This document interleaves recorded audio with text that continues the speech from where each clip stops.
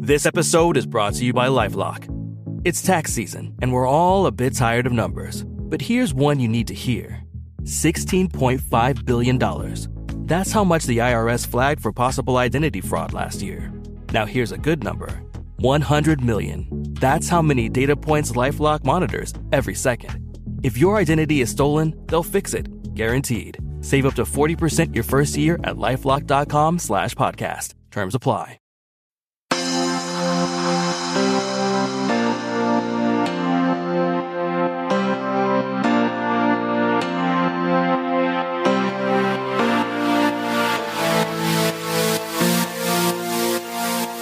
Hello and welcome to Outward, Slate's LGBT podcast, coming to you today, hot from the DMV. And no, I don't mean the place you stand in line for a driver's license. I'm not in the middle of renewing mine. I'm talking about the DMV as in District of Columbia, Maryland, and Virginia region. I'm Jules Gill-Peterson, and although I don't live in DC proper, I am in the broader DMV, expanded universe, but I do have to confess, this is actually the second national capital region that I have lived in the course of my extremely young and very glamorous life. I've also previously lived in Ottawa, which is the capital of, and this is true, I just looked it up, the sovereign country of Canada. Not for long. Yeah. Oh. Hi, Jules. I'm Christina Cauterucci. Great to be here with you. Calling Baltimore, yes, it's part of the DMV. Is it? Oh my God, do not come for me. Oh my God, we're starting this episode fighting everybody. Well, I don't know. I thought okay, well, I hang out all over Maryland, okay? You don't know what I do. Okay, fine, I'm not. I'm just moonlighting today in the DMV. Thank you for having me in your fabulous region. That's true. I don't think about us that often as being in the same capital region, but we really are. How have you been coping with the Canada of it all these days? Are you incensed at our intrusion? I mean, I am. I mean, no one would accuse me of being a nationalist. But,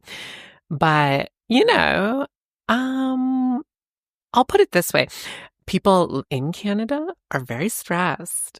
And they call me and they talk to me, and they talk to me about how they're feeling, and it's a lot. Yeah, it's not great. It's not great. I'm personally very bearish on some kind of actual annexation. I don't think that's about to happen, but it is very sad to see all the economic destruction that is happening. So it's stressful times. Being a transsexual Canadian is like not the best play for 2025, but you take the hand that you're dealt. Are your friends asking you to do something about it? Are they asking you to use all of your influence in the U.S. government?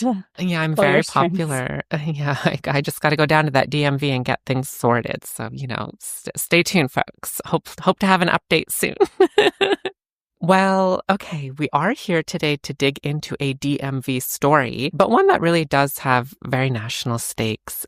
Christina recently published a piece for Slate called The New Lavender Scare. And this piece profiles the workplace fear, the uncertainty, and some of the actions already affecting transgender and non-binary federal employees whose working conditions have been subject to a number of different agency-specific orders about gender, but also with the, broader executive orders on sex and gender we've talked about on the show before, kind of hanging in the background. And some people are drawing comparisons between what's going on today and the Lavender Scare, a kind of, classic historical period that began at the start of the Cold War back in the 1950s, during which gay and lesbian federal employees were, at times pretty ruthlessly investigated, certainly sometimes fired, but also broadly disqualified from working in the civil service. And back then, the contention was that gay people were kind of an inherent security risk, and that helped facilitate not just McCarthyite politics more broadly, but actually, interestingly, I think, attack on the federal bureaucracy as such by conservatives who are sort of taking advantage of homophobia to pursue their own political agenda against FDR's New Deal, which had really grown the civil service.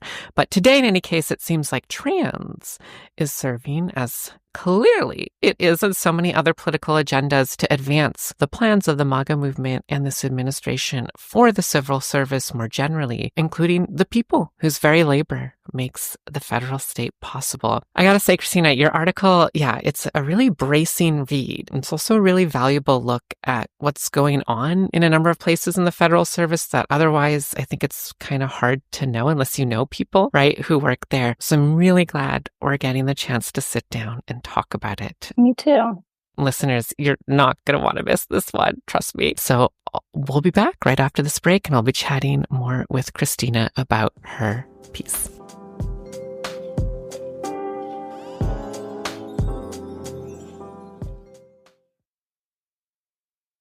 Oh, Outward listeners, here's some scoop for you. So what is it, you ask? It's that Discover is accepted at 99% of places that take credit cards nationwide. Now, before anyone goes suggesting this is just rumor, know that there's actual proof this kettle of tea is not only piping hot, but 100% true. So yeah, sometimes it pays to be a little nosy, but it always pays to discover. Based on the February 2024 Nielsen report. Learn more at discover.com/creditcard. I'm Courtney Martin from How To. On our latest episode, a new kind of road rage. Just a nice older woman kind of motioning me to pull up beside her. And she's like, F you, sell your car. And I was like, I want to. I've been trying to. I've been looking.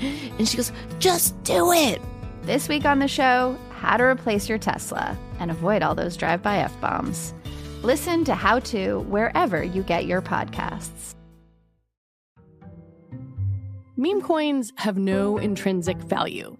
They're a cryptocurrency that people trade because they're fun, or because other people will buy them. That's how a lot of people, including the Trump family, end up making millions off them.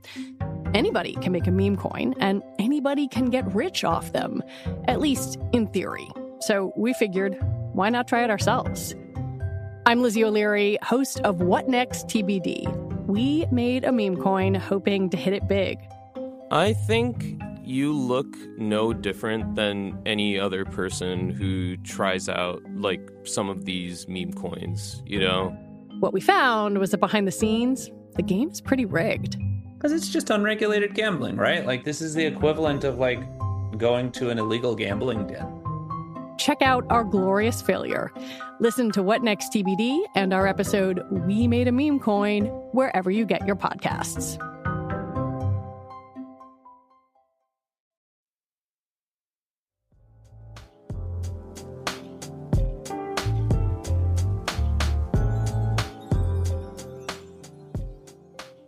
And we're back. So, Christina, you spoke mostly on condition of anonymity, understandably, to a bunch of transgender and non-binary federal workers at a number of different federal agencies.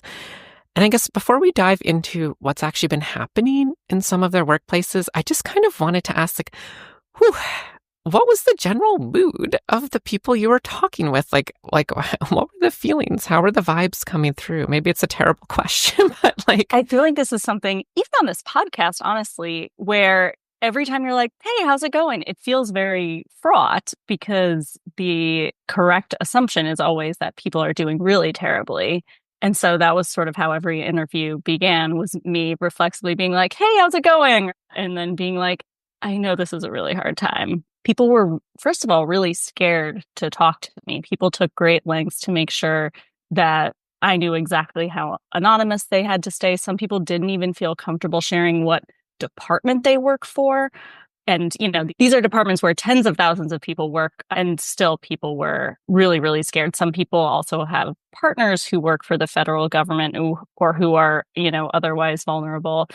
And there was a lot of tearfulness in some of these interviews, people getting really angry. People talked about losing a lot of sleep, you know, struggling to sort of keep up the rest of their lives outside of work. And yet, I think the fact that they did come and talk to me, and I found them through a variety of ways, often through networks of people who passed along my contact information, they really felt like a lot of people don't know what's happening within the federal government right now, or that trans and non-binary people who work within the federal government, that their experience hasn't really been thought of as people are worrying about this broader attack on government workers and government agencies and the function of government.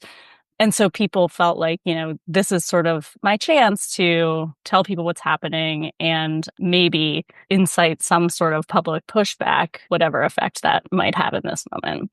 I mean, it's good to do the vibe check though, because I agree. I think it's not something that's been reported on a ton, or that otherwise people really have avenues to hear about, right? Like, I think just sort of historically, you don't know, like, the people in the civil service. I mean, maybe that's sort of kind of the point, right? Exactly. They're just like, they're supposed to be neutral. They're supposed to be working, it's for the most part.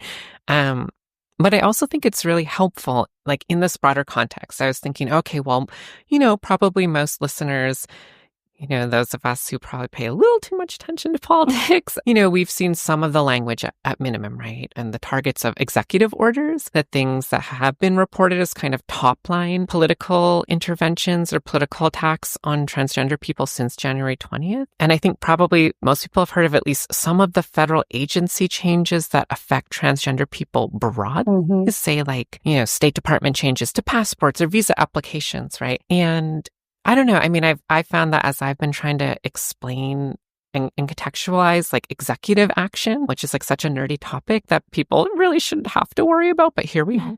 One of the ways that it's sort of tricky is that the language used by this administration is really absolutist. It's really verbose. It's really aggressive. And it's obviously designed to inspire fear, but also kind of ignite, forms of legal chaos and so on. But it makes it really hard to know, like, how do you do kind of like risk assessment, right? Like whoever you are. And one of the things that I've been trying to offer about like the executive orders is like what the words say in and of themselves aren't like, prophetic necessarily, but the kinds of transgender people who might be already being affected are ones who are already vulnerable for a compounding reason, right? Oh, okay, maybe you're undocumented or you're an immigrant. You have a compounding, right, vulnerability. Or maybe, if you're in federal prison, that's a huge compounding vulnerability. And then some of these orders can take effect and change this, right? And so the federal workers are actually a really important population here because they have a compounding factor. This is like a workplace issue and a labor issue, right? And they're subject to the federal government as their employer, and they're subject to these federal agencies. They work for these federal agencies. And I just wanted to say that for all of us trying to sift through what has happened so quickly in the past few months, this is like a really concrete place to do that. So I'm curious, having talked to a number of people at different agencies, like what actually has started to change in some of these workplaces? Like what has gone on, right? We've heard plenty of rhetoric, but like have rules changed? Like what's even going on in people's workplaces? People working in some big office building or agency building somewhere, like what actually has changed?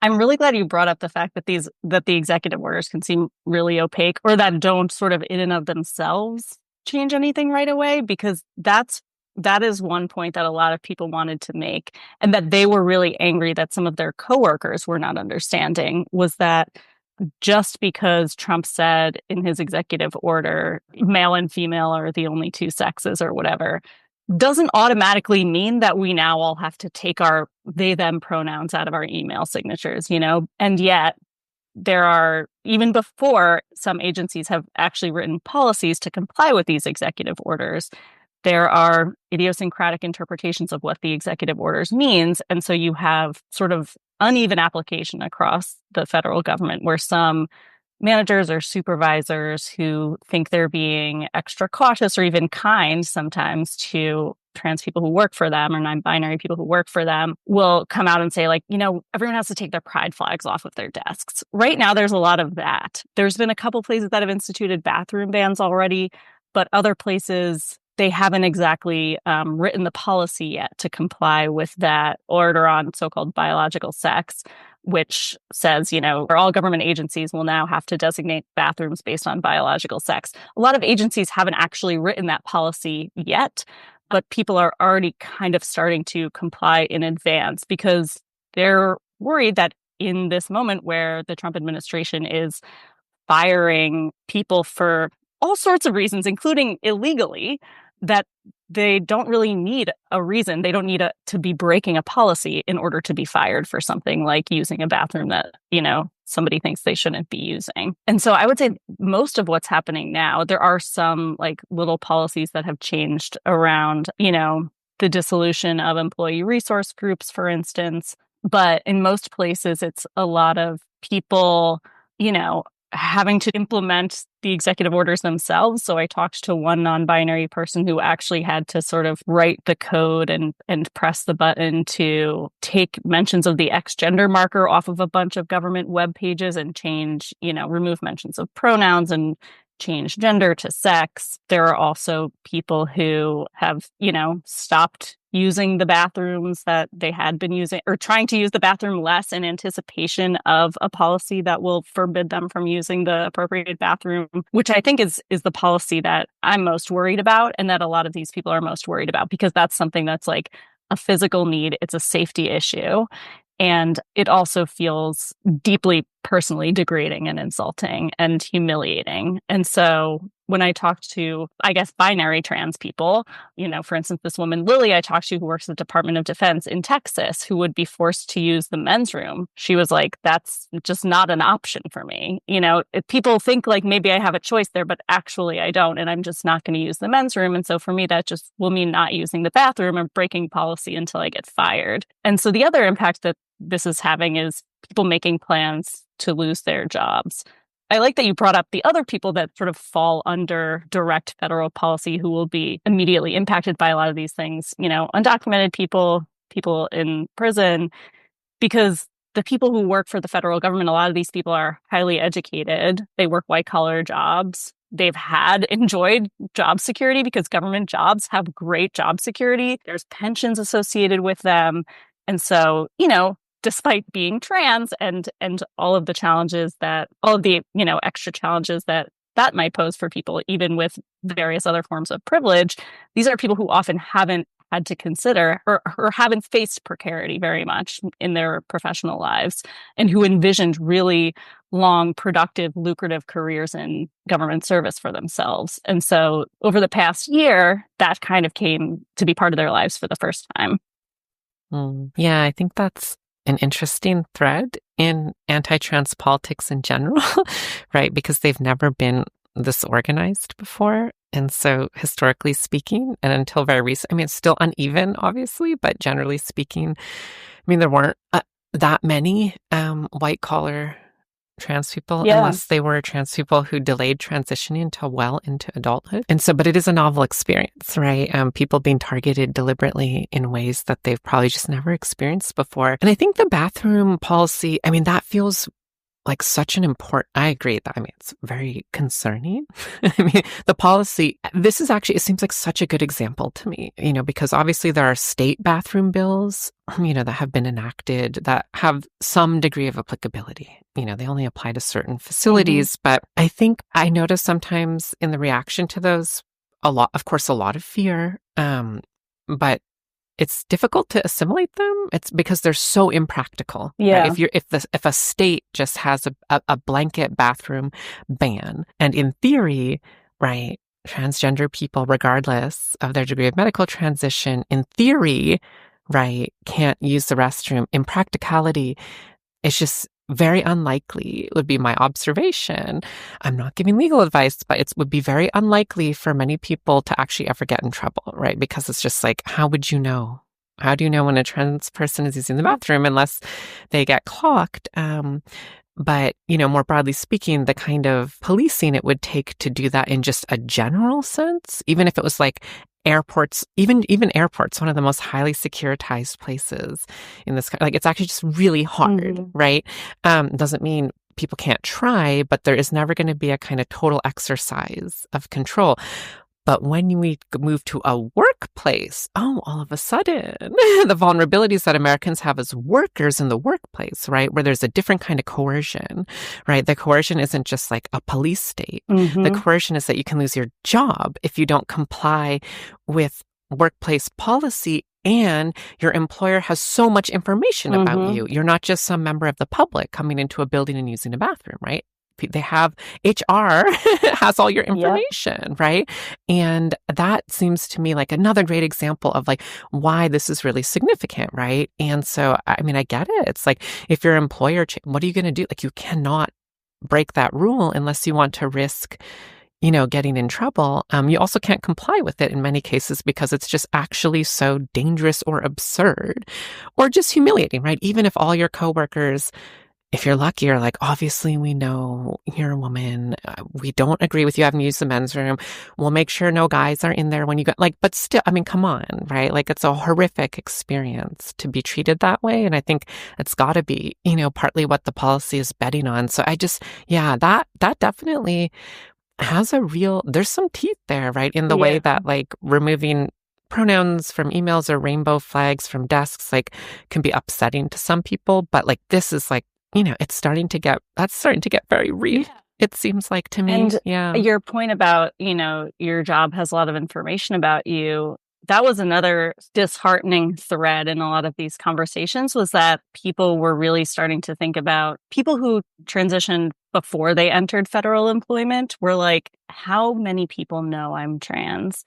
And so, there's even someone I talked to who he's like, I actually don't think a ton of people, there's one person in my office who even knows I'm trans. This isn't something that I felt particularly excited to bring to the workplace. I didn't need to be out and about it. And yet they do background checks. And so if you've ever had, different gender markers or names on your documents, they will have figured that out. One person actually told me one of the boxes he had to check in his application was something like, are you a male who was born after 1966, and are you registered for the draft or something?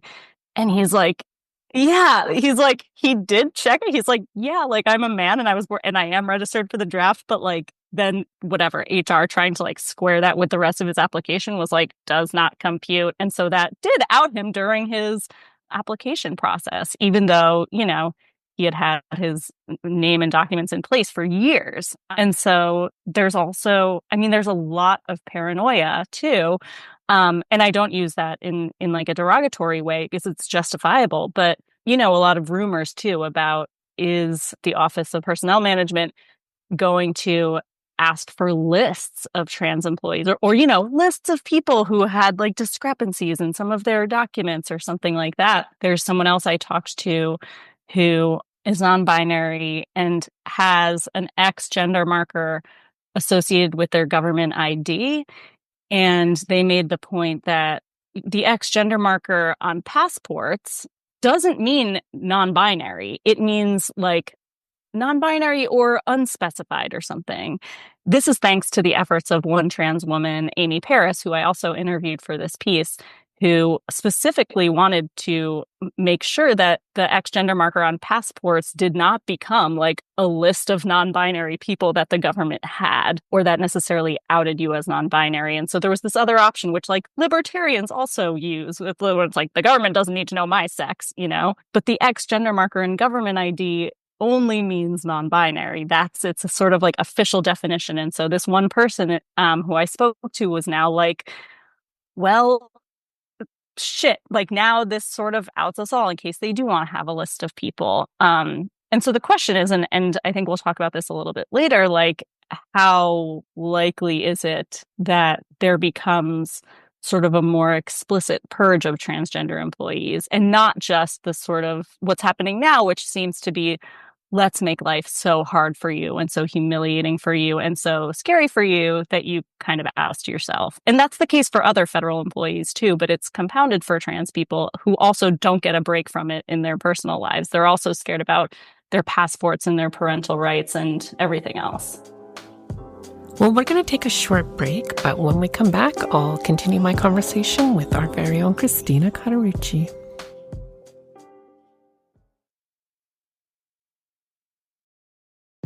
This episode is brought to you by Amazon. Sometimes the most painful part of getting sick is the getting better part. Waiting on hold for an appointment, sitting in crowded waiting rooms, standing in line at the pharmacy, that's painful. Amazon One Medical and Amazon Pharmacy remove those painful parts of getting better with things like 24/7 virtual visits and prescriptions delivered to your door. Thanks to Amazon Pharmacy and Amazon One Medical, healthcare just got less painful. At Sierra, discover top workout gear at incredible prices, which might lead to another discovery. Your headphones haven't been connected this whole time. Awkward. Discover top brands at unexpectedly low prices. Sierra, let's get moving.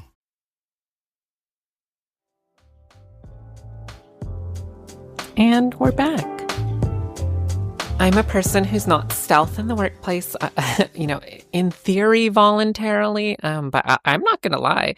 This would have been true long before the last federal election. I would love nothing more in life than to be stealth. In my entire life, I would much rather live in the world without being known as a transsexual. Got to do it for my job, for my research, but I don't like it. And, it's a real...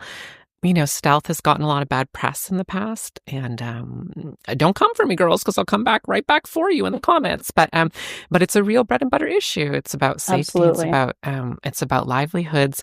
I wanted to ask, connected to that. I mean, I think it's easy, or I have seen how easy it is for some people to, kind of just ridicule the way that Republicans talk about DEI. Kind of like the way they talked about woke or the way they talk about gender ideology, all these, it's so incoherent and they don't even know what it means. And it's so easy to poke holes, and it's like, okay, whatever. But like, I think one of the things that we're starting to see happen in real time that I was getting the sense of from reading your piece is like, well, some people are overexposed right now because of actual DEI initiatives that their employers recruited them into, right? A lot of these came about during the Biden administration, right? And through which not only, right, did they make it known that some employees are transgender in the workplace, but like created all these things like formal recognitions of them, right?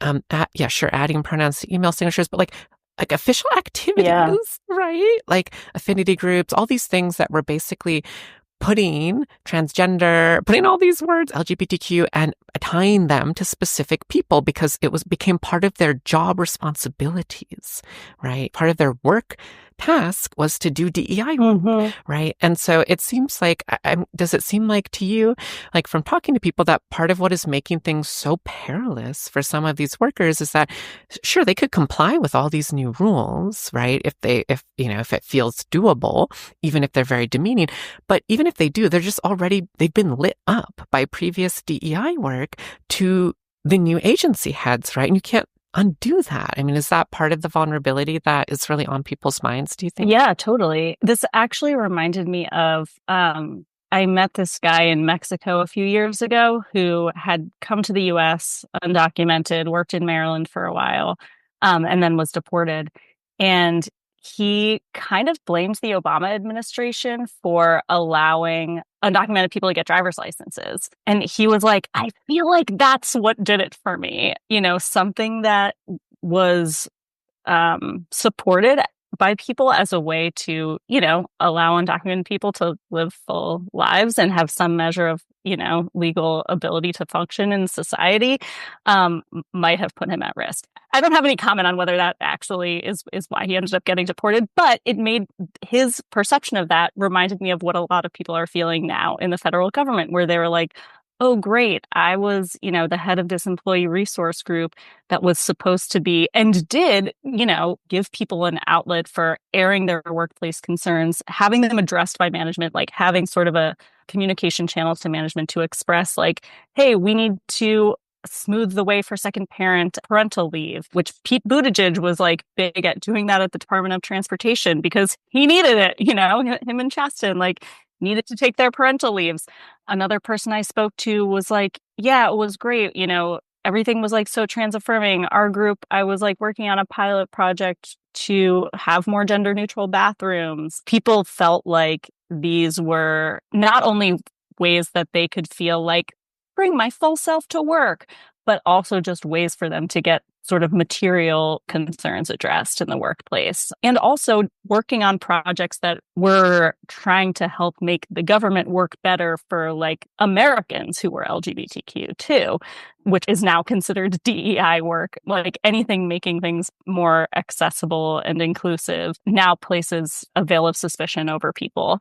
And this has made them feel that they're going to be vulnerable to the next wave of firings. And so, I mean, it was sad to hear people talk about, even before the employee resource groups were sort of officially dissolved, people sort of taking the initiative to pull down their own, cancel their own, delete their own group chats.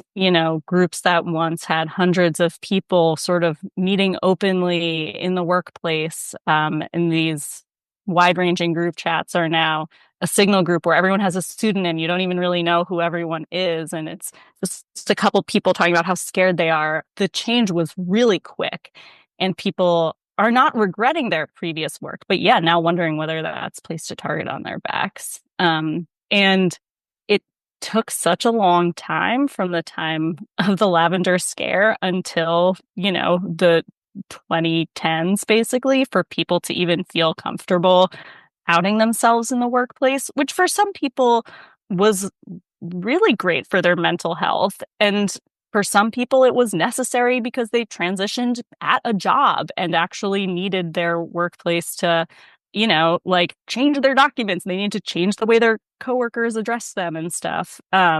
And I imagine it will take a really long time if anything does change back, if we ever do have sort of a major culture shift and administration change, which I actually don't know where the US government is going to go after this. I think it will take a really long time for people to feel that trust again in coming out at work, identifying themselves with any kind of, LGBTQ affinity group, and feeling comfortable communicating in that group. I don't know whether you saw what happened with Tulsi Gabbard in these intelligence chats. There were these basically employee resource group chat rooms for intelligence officials. One, I think, was for trans people, and one was LGBTQ or something. And they were leaked. Somebody from the NSA leaked them to right-wing pot stirrer Christopher Rufo from the Manhattan Institute.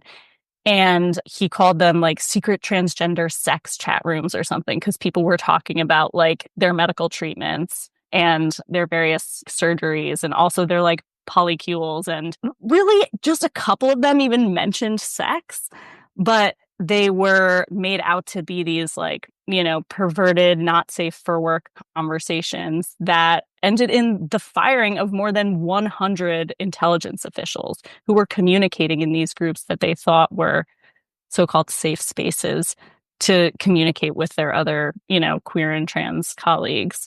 And so a lot of people looked at that and were like, oh my God, are my innocent chats about my life and my relationships and just being trans with my coworkers now going to be leaked or now going to lead to my firing, just because they happened in some sort of a work sanctioned group? Yeah, I mean, obviously no one should be fired for that. I mean, it does get to, it does bring up bigger questions. I mean, this is the worst way for them to be brought up, right? I just want to underline that. But it's I just kept thinking as I was reading, I've done some labor organizing. I'm at a past job, and it's it's tough. It's tough. I think it's really hard, particularly for white collar professionals who feel a great degree of ease in the workplace for the most part. It's workplace is not a safe space for anyone. It's because you're a worker and your employer does not ever have your interests at heart. It's one thing I was again, these people should not have been fired. But I was why? First of all, if your employer makes a chat room like that, it's honey, do not go in there. Do not be talking about don't talk about this stuff. I mean, I think it's this is a sad form of reckoning that we're going through, but about I think you made a really interesting and important distinction, right? If you have to transition at work, this is historically one of the biggest problems transsexuals have faced. And most people historically have had to leave their work, move to a new state, switch industries, right? It actually really has been a severe problem because of all the administrative issues and the way that you get outed, whether you want to or not, right? So there's that kind of question. But then there's the other question, which does seem kind of different, the sort of it's good to come to work as your true self, the HR version of this. And it's bitch, no, it is bad to come to work as your true self. Do not go to work as your true self. Don't do it. Don't do it. I'm telling everyone right now, stop it. Protect yourself. I've been right? thinking That's about too, and also have been wondering how you felt about it, because I have another question for you about this later, but your perspective on a lot of these issues has been consistent on that. The benefits that you get from whatever bringing your full self to work are definitely overshadowed in many cases by the risks. And I do wonder whether in the wake of all of this, we're going to see more people skeptical of that sort of, and now I'm kind of like, that also feels very much like a harmful capitalist exhortation. Like, why am I supposed to be bringing my full self to work? Why can't it be like a little severance moment where like part of myself actually just lives at home? And I don't know, I think this is very much going to be a personal decision for people, because some people really do feel like, they don't want to feel like they're hiding something from people, because that makes them feel like there's something to be ashamed of. And I think this was thinking about the difference between the Lavender Scare of the 1950s and now, there was a lot of shame in people having to live double lives. And people weren't just closeted. I mean, they're a lot of times their gay lives were lived in complete secret from, their own families. They were in straight marriages and had kids often. And so I think about, watching Fellow Travelers, and we talked about that and how there's almost like a sexiness now to think back on the time when like things were done in secret, but people were like suicidal and abusing substances. Like they are still today, but you know what I mean? It was just like, it was so bad back then for so many people. And I never want to go back to a time when people feel like there's a part of themselves that's so shameful that they can't be out and tell other people. But this moment is definitely making a lot of people reconsider their feelings of safety or even their desire to have done that. That does make me sad, because even though I agree with you that, we should never, work is not a family and work is not a safe space, I think people should, in a perfect world, be allowed to bring whatever part of themselves they want into whatever part of their lives they want and not feel at risk for it. Mm-hmm. Yeah, I want to make sure I say, for the record, I don't think DEI caused what's happening right now. I think part of what this helps us understand is why DEI is such an effective vehicle, right, for this project of restructuring the federal state, shrinking it, decimating the civil service, right, and why DEI and targeting trans people is very effective. It's getting shit done, right? And it's with a lot of collateral damage, right? I think, right? And that's sort of like, I've definitely been a critic of DEI, not a right-wing critic, but a critic of DEI for a very long time. But yeah, part of it is, I think it just comes down to these larger questions about the idea of state incorporation. Of like transgender difference, gay and lesbian difference, right?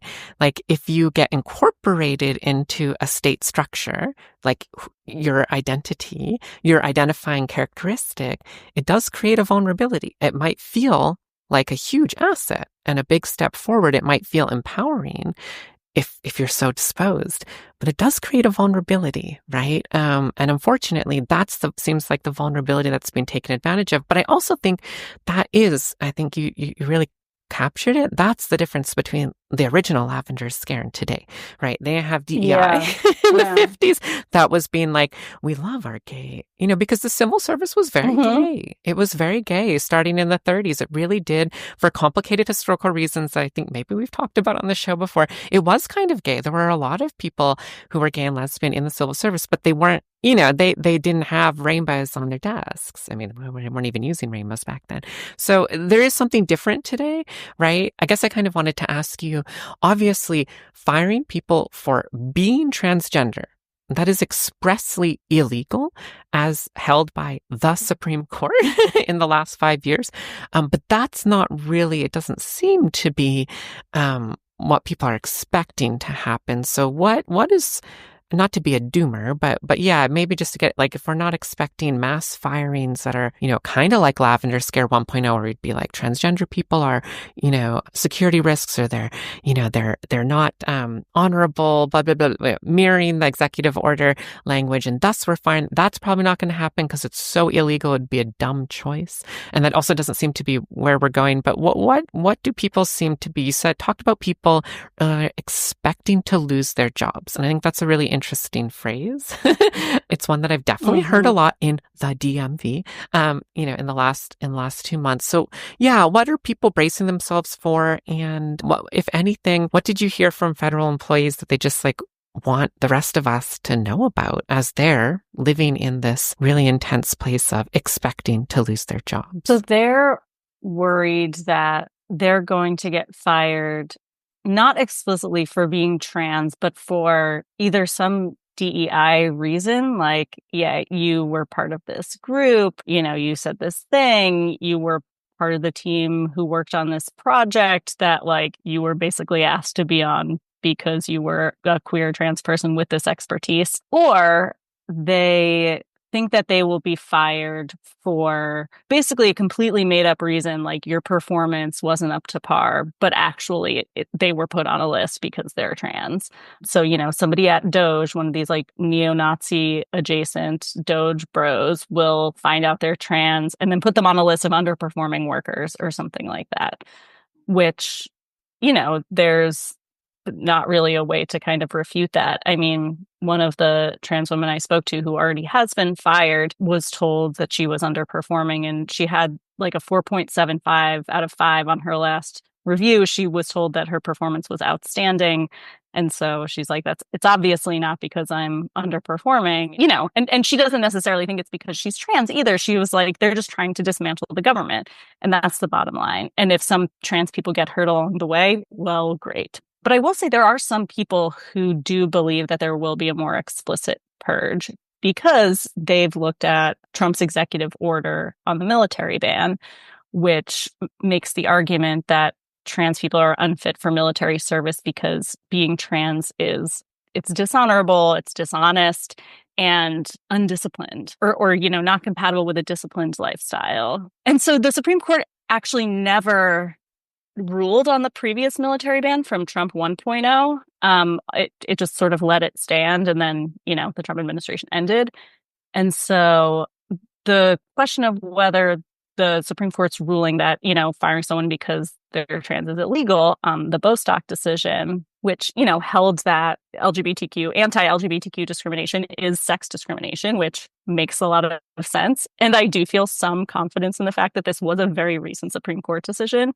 But they believe that there's a chance that this slightly different Supreme Court could rule differently because of this argument that the Trump administration is making, that there's something about trans identity that makes people unfit for military service you could see that easily being applied to, let's say, security clearances, which is the argument that they made in the original Lavender Scare, was that I believe they called it sexual perversion in that, Eisenhower executive order, that this made people vulnerable to blackmail and that it was sort of inherently, un-American and aligned with communism. And so people are worried that that argument can be extended not just to security clearances, but eventually to federal leadership positions, maybe federal employment in general. This does seem obviously illegal to me, but the Trump administration is doing so many illegal things right now that I wouldn't put it past them to try. And I don't know if this is a hot take, but I don't think there would be a ton of public pushback on that. You asked what they want people to know. I think people have been really disappointed in how their colleagues have just sort of rolled over to a lot of these things and are worried that the sort of big public outcry hasn't really come and isn't really coming, in part because there's just so much happening right now and they're really flooding the zone with crap, and in part because now the right wing has sort of successfully shifted public opinion against trans people in a lot of ways. And so more people now support a military ban. They support a sports ban, bathroom bans. And so the very small portion of the population that's a trans federal employee, like, is that really going to incite a broad public outcry? Probably not. And so people are certainly worried about that too. I think that's a key point to keep in mind. It's hard to know how popular the civil service is in the abstract, but trust in institutions is at an all-time low, and trans people are also very unpopular. So tricky. It's a very depressing place to leave it, but I hope listeners that also feels like a reason to spend some more time thinking about this, and definitely encourage everyone to go and read Christina's piece in Slate. And Christina, thank you so much for also talking with those federal employees and for being able to tell their stories, but also for taking the time to walk us through them and part of how we can figure out what we're all going to do if we're doing Lavender Scare 2.0. I really appreciate it. Thank you, Jules. And yeah, I really appreciate your perspective and all of your analysis on this stuff. Well, that's all for the main show today, but of course, before we go, there's always more Outward over in the Slate Plus feed. You can head over there to find out what updates we've got to the gay agenda, for instance. So if you're not already a subscriber, remember that by joining Slate Plus, you'll get ad-free podcasts, extra segments on all our shows, and you'll never hit a paywall on the Slate site. To learn more, you can head over to slate.com/outwardplus. But please do send us your feedback, topic ideas, and so on and so forth to outwardpodcasts@slate.com. And don't be a stranger. Our show is produced by the fabulous Palace Shaw. If you like Outward, please do subscribe in your podcast app and tell your friends about it. Rate and review this show so other people can find their way over to us. And in the meantime, stay gay, y'all. Bye-bye.